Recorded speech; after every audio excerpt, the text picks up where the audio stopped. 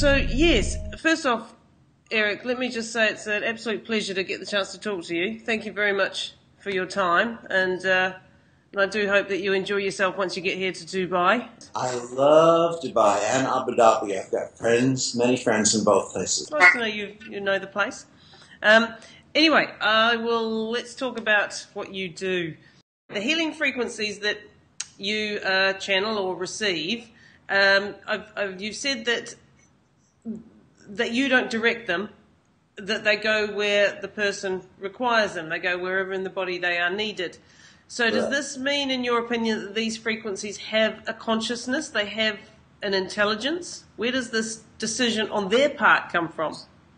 They are an intelligence. It's not that they have an intelligence. They are an intelligence. There is a field of intelligence which is not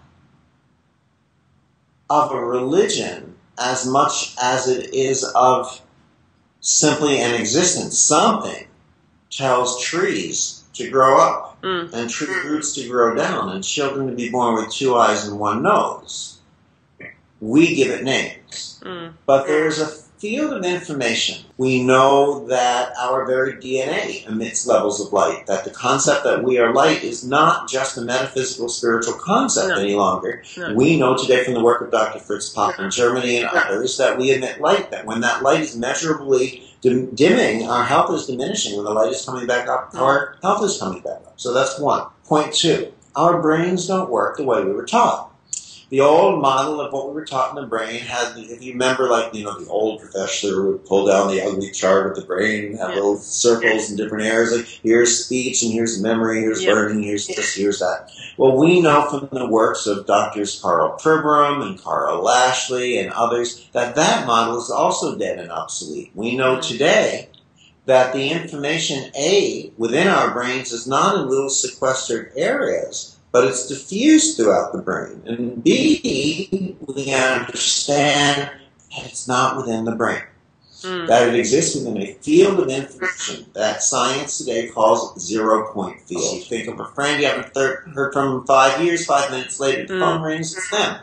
So people who are geniuses, people who are psychics, people who are healers, it's no big secret. They're just listening a little more to the field over here, a little more over there, and not questioning, not second-guessing the information. Therefore, they allow it to flow through. And when we interact with the reconnective healing spectrum of energy, light, and information, we simply feel, we become aware. We don't do anything. We listen more actively. We feel this. And as we do, we vibrate at that level. And as we interact with the person we're working with, something inside of them wakes up to that awareness. They say, hey, this is me vibrating healthy. This is me vibrating naturally. I think I'll do it again. And as they return to that level of vibration, that level of light, the densities in their field have nothing much to hold on to with that light. So those densities, including our challenges, yes, health challenges, but also mental, emotional,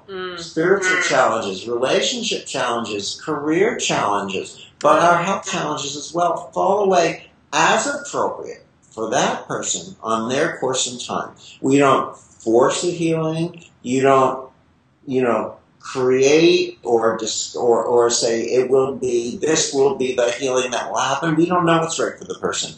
Healing isn't about treating symptoms. Healing is about allowing a person to vibrate at a higher state of balance, a higher state of light, and as they return to that level of their vibration at that light, then their imbalances pretty much fall away. Yeah. Yes, you actually just answered my next question, because I was going to say, is it only physical? We're in the field together. That's right, because we're in the field. You knew. So I'll move on to some of the messages that you received back in the early days about what was going on, and you said, so they told you that what you're doing is reconnecting strings, reconnecting strands.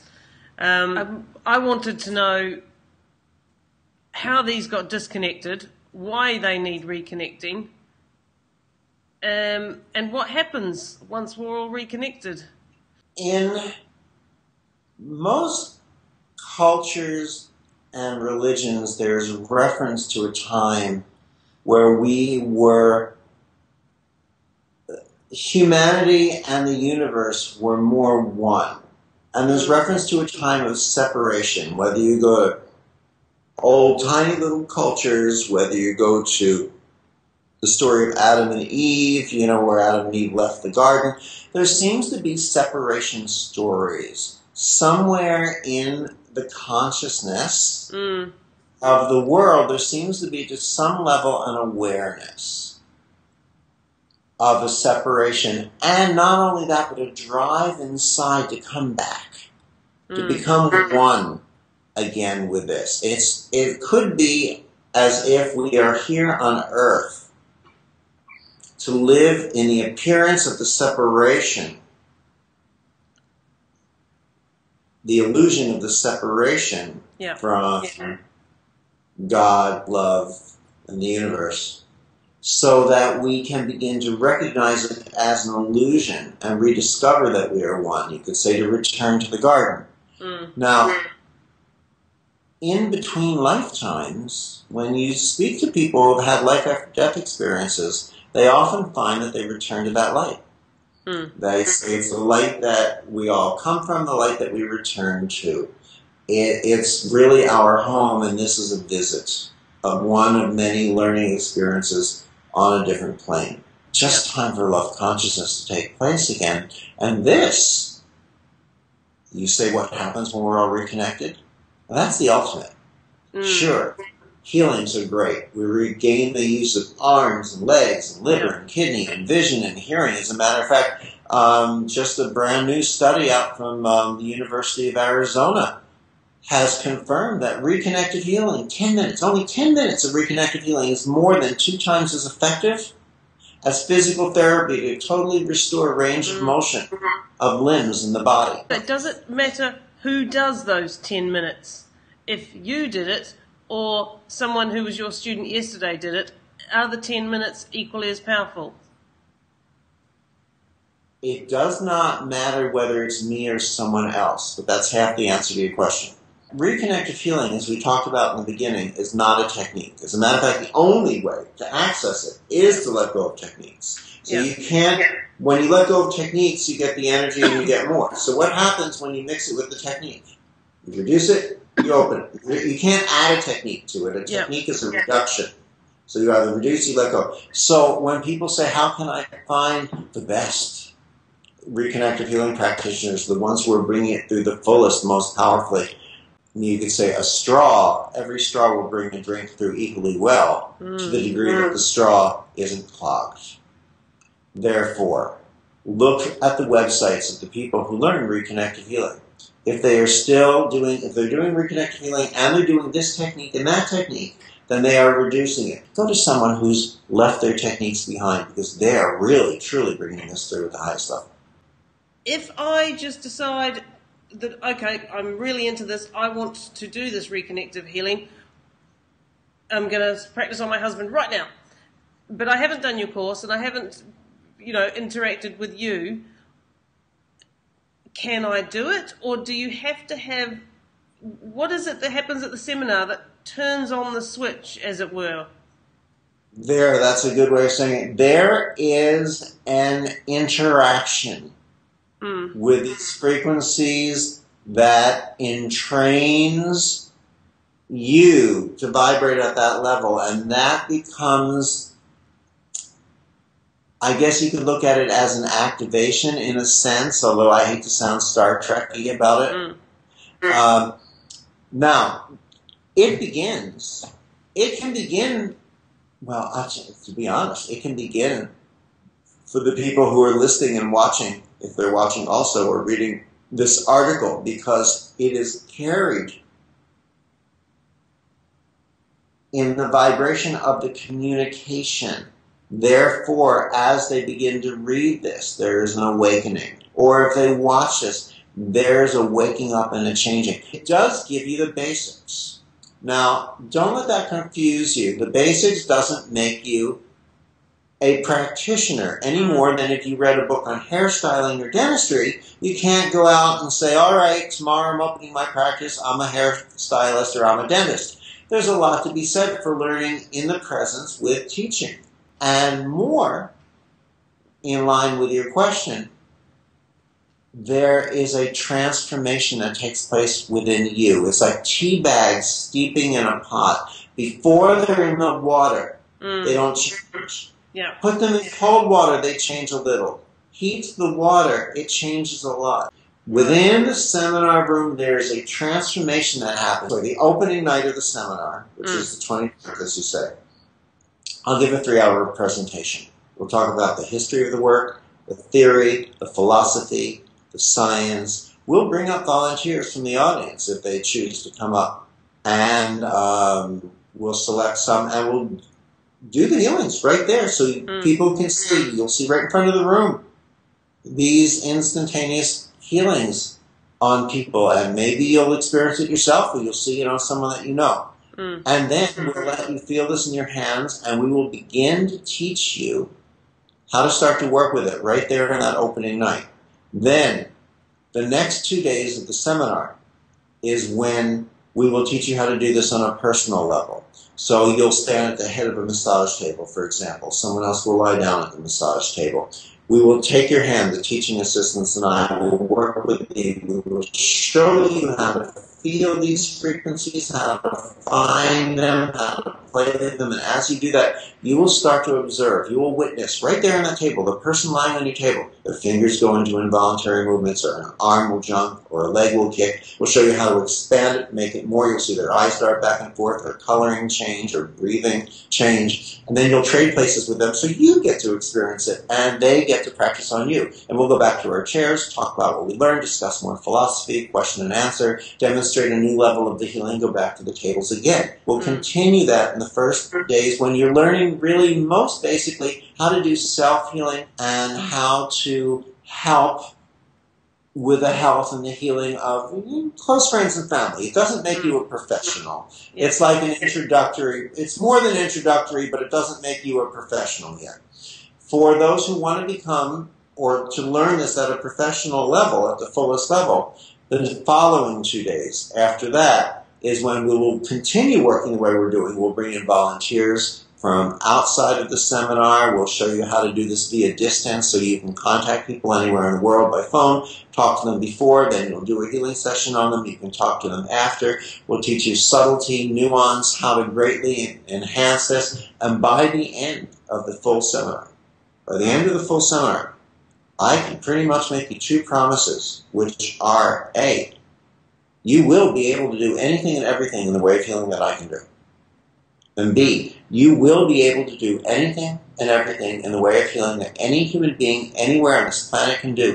It doesn't matter whether they were raised by monks in a cave in a mountaintop in Tibet, fed grains of seed, each one blessed by its own individual lama. It doesn't matter if they work out of a church deep in Brazil. It doesn't matter the story, because today it is about demystifying the healing process, making it clear and transparent for everyone.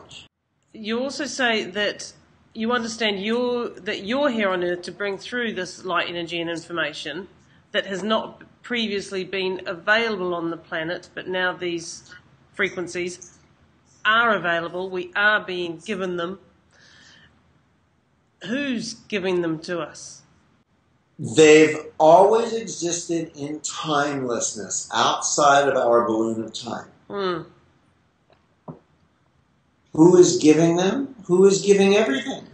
God, love, the intelligence of the universe, by whatever name we choose to call that. But part of it is that as time is expanding, this is part of our growth, our human experience, to allow us to better understand the universal, the spiritual beings of love that we are inside. Okay. Is there anything you've, or any conditions that you haven't been able to heal with reconnective healing?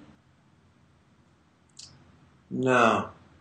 This is very, well, let's try it this way. This is a really interesting question, because what we need to understand is that it's not the disease process that has the healing. It's the individual. So I've come to the understanding, I've come to the point where I recognize that there's nothing that is beyond the reach of reconnected healing. I've seen tissue, and I've seen holes in people's bodies the size of a pencil eraser. Yeah. Fill in completely overnight as if they had never existed there and they'd been in that person for 9 or 10 years. I've seen people with pins, metal surgical pins in their arms, or tied and sutured muscles that wouldn't let their arm go up past, if they were a clock, they'd be, I don't know what we're looking at, 3 o'clock or 9 o'clock. And within an instant, have full range of motion. There is nothing that is beyond the reach of this. But we have to realize, again, it's not the health challenge that has the healing, it's the individual. Do you heal yourself on a daily, weekly, monthly basis? No, it's not about a dependency. You don't need to do healing after healing after healing after healing. I do like to allow myself to drift off at night sometimes, feel the frequencies and vibrate, let them have that vibratory feeling, float off. It's like bathing in the healing frequencies. It's wonderful. But it's a different consciousness than saying, now I'm going to do a self-healing. We don't need self-healing after healing after healing. On the truest level, as we started to say earlier, healing is not just regaining the use of an arm or a leg or a liver or kidney or vision or hearing, but healing is really, I believe, the next level of human evolution. As far as how it's all going for you in your daily life and the work you're doing, Eric, do you have where's it all going for you? For you personally, where are you wanting to take it, or do you have a next phase in mind? Well, I don't do healing sessions. Usually, because I'm just too busy. I'm on the road 40 weeks a year just teaching, doing interviews, and between this and that, I don't really have time to do healing sessions generally. And when I was doing healing sessions, no one would go to anyone else because they all thought I was the best. So it became my responsibility to take myself off the market. Right. So that people realize they're going to have to go to someone who learned this work. And in that came the empowerment. If those people could learn to do it, then others could learn to do it too. And pretty soon, it will become our human nature. Pretty soon, there'll be a day where children look at their parents and say, really? Really? Did people really used to swallow poisons to try to get healthy? And the mother or father is going to smile and say, yes, we used to do that. Obviously, every healthcare discipline has its role. If I walk out and I'm struck on a busy highway by a fast-moving vehicle, I love reconnected healers dearly. They can work on me until the ambulance comes, but when you hear the siren, get out of the way and let the people do what they do best. Stop the bleeding, reposition the bones. You can come to the hospital and help the healing process there. The only danger that comes into play is when one healthcare discipline feels that it is the expert over all the other healthcare disciplines. Yeah. We talk about integrative medicine, complementary medicine, alternative medicine, which is wonderful Madison Avenue positioning of medicine as the diamond, and everything else is an adjective to medicine. That's not accurate. The diamond is healthcare. It's complementary healthcare, alternative healthcare, integrative healthcare, and medicine is one gorgeous facet of the diamond, but only one. Chiropractic is another equally beautiful facet of the diamond. So is acupuncture, so is physical therapy, so is nursing, so is massage, and lots of things. Yeah. Eric, I'll let you go. All right, well, it's been a pleasure chatting with you. Thank you so much. Yeah, definitely. Thank you very much for your time. Take care. You too. Bye-bye. See ya.